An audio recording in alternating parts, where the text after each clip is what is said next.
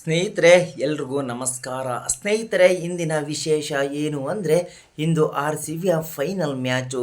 ಎಲ್ರಿಗೆ ಕುತೂಹಲ ಇದೆ. ಇಂದಿನ ಫೈನಲ್ ಮ್ಯಾಚ್ ಬಗ್ಗೆ ಸ್ವಲ್ಪ ಮಾತಾಡೋಣ ಬನ್ನಿ. ಹೌದು ಸ್ನೇಹಿತರೆ, ಇನ್ನು ಕೆಲವು ಗಂಟೆಗಳ ಕಾಲ ಫೈನಲ್ ಮ್ಯಾಚ್ ನರೇಂದ್ರ ಮೋದಿ ಸ್ಟೇಡಿಯಂನಲ್ಲಿ ನಡೆಯಲಿದೆ. ಸ್ನೇಹಿತರೆ, ಇಂದು RCB ಅಂತೂ ಫೈನಲ್ನಲ್ಲಿ ಗೆದ್ದೇ ಗೆಲ್ಲುತ್ತೆ.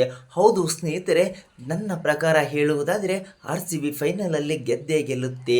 ಯಾಕೆ ಅಂದರೆ ಮೊನ್ನೆ ನಡೆದ ಲಕ್ನೋ ಮ್ಯಾಚ್ ಮತ್ತು ಪಂಜಾಬ್ ಮೇಲೆ ಎರಡರ ಮೇಲೆ ಆಡಿದಂಥ ಆಟವನ್ನು ನೋಡಿದರೆ ಪರ್ಫೆಕ್ಟ್ ಮ್ಯಾಚುಗಳು ಆಗಿವೆ. ಅದಕ್ಕೋಸ್ಕರ ಸ್ನೇಹಿತರೆ, ಇಂದು ಪಂಜಾಬ್ ಮೇಲೆ ನಡೆಯುವ ಫೈನಲ್ ಪಂದ್ಯ ಅಂತೂ ಗೆದ್ದೇ ಗೆಲ್ಲುತ್ತೆ RCB.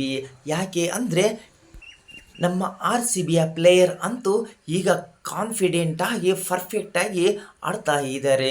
ಎಲ್ಲರೂ ಕೂಡ ಫಾರ್ಮ್ನಲ್ಲಿ ಇದ್ದು ಈ ಬಾರಿ ಕಪ್ಪು ಗೆದ್ದೇ ಗೆಲ್ತಾರೆ ಅನ್ನೋ ಆಶಯ ಎಲ್ರಿಗೂ ಇದೆ.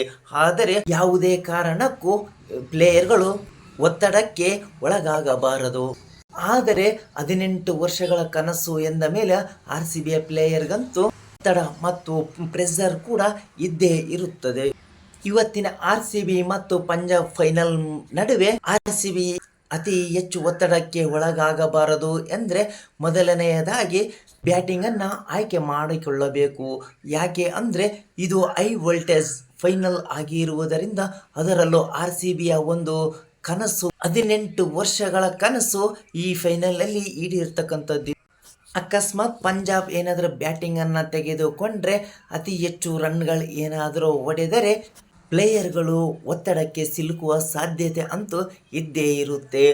RCB ಏನಾದರೂ ಮೊದಲನೆಯದಾಗಿ ಬ್ಯಾಟಿಂಗನ್ನು ಆಯ್ಕೆ ಮಾಡಿಕೊಂಡು ಅತಿ ಹೆಚ್ಚು ರನ್ ಗಳಿಸಿದರೆ ಪಂಜಾಬ್ ಕೂಡ ಅಷ್ಟೇ ಒಂದು ಒತ್ತಡಕ್ಕೆ ಒಳಗಾಗುವ ಸಾಧ್ಯತೆ ಅಂತೂ ಇದ್ದೇ ಇರುತ್ತದೆ. ಅದಕ್ಕೋಸ್ಕರ ನಾನು ಹೇಳುವುದು, ನನ್ನ ಅಭಿಪ್ರಾಯ ಇಷ್ಟೇ, ಮೊದಲನೇದಾಗಿ ಬ್ಯಾಟಿಂಗನ್ನು ಆಯ್ಕೆ ಮಾಡಿಕೊಂಡ್ರೆ ಒಳ್ಳೆಯದಾಗುತ್ತೆ.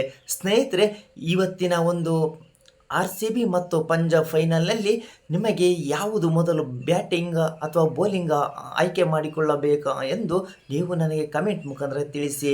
ಇಂದು RCB ಗೆಲ್ಲಲೇಬೇಕೆಂದು ಪ್ರತಿಯೊಬ್ಬರೂ ಸಹ ದೇವರಲ್ಲಿ ಪ್ರಾರ್ಥನೆ ಮಾಡ್ತಾ ಇದ್ದಾರೆ. ಪ್ರತಿ ಹಳ್ಳಿಯಲ್ಲೂ ಕೂಡ ಬ್ಯಾನರ್ ಮತ್ತು ಕಟ್ಔಟ್ಗಳಂತೂ ಅದರದೇ ಒಂದು ಸದ್ದು ಇದೆ. ಏನೇ ಆಗಲಿ ಸ್ನೇಹಿತರೆ, ಇಂದು ನಮ್ಮ RCB ಗೆಲ್ಲಲೇಬೇಕು ಎನ್ನುವುದು ಎಲ್ಲರ ಒಂದು ಆಶಯ ಮತ್ತು ಕುತೂಹಲದೊಂದಿಗೆ ಇಂದಿನ ಕನಸು ನನಸಾಗುವ ದಿನ. ಇಂದು RCB ಫೈನಲ್ನಲ್ಲಿ ಗೆಲ್ಲಲೇಬೇಕು ಎನ್ನುವುದು ಎಲ್ಲರ ಆಶಯ.